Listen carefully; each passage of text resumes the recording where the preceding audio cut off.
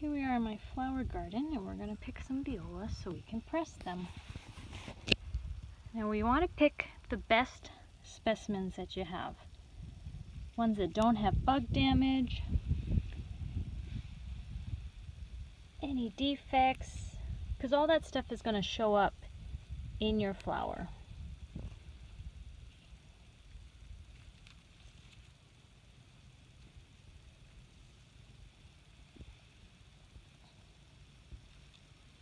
And is often magnified when you press them.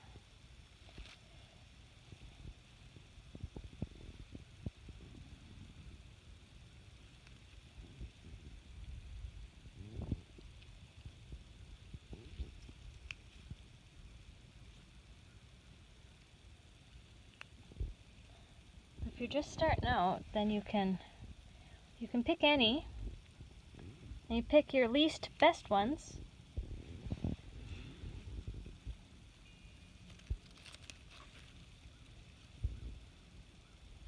To practice with, and then you don't ruin your good ones when you actually get to pressing.